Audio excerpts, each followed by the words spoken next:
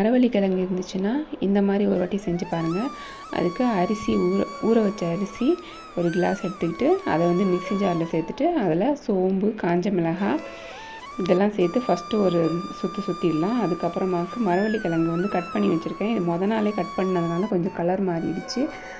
அதையும் சேர்த்து அதை ஒரு சுற்றிட்டு அதுக்கப்புறமாக்கு தேங்காய் கட் பண்ணி வச்சுருக்கேன். துருவி கூட சேர்க்கலாம். அதையும் ஒரு சுற்றிட்டு அப்புறம் தேவையான உப்பு அதையும் சேர்த்து ஒரு சுற்றிடலாம்.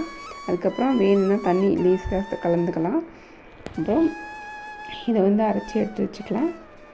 அதோட அந்த அரைச்ச மாவை ஒரு பாத்திரத்தில் மாற்றி வச்சுட்டு பார்த்தா கெட்டியாக இருந்துச்சு. அதோட இந்த ஜாரு கழுவி கொஞ்சோண்டு தண்ணி சேர்த்துக்கலாம்.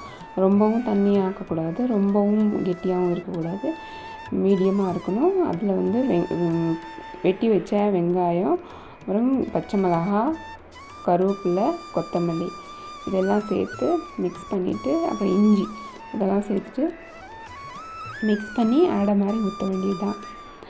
இந்த பதத்துக்கு இருந்தால் போதும். இந்த கன்சிஸ்டன்சி இருக்கணும். அதுக்கப்புறம் நம்ம அடை ஊற்ற ஆரம்பிச்சிடலாம்.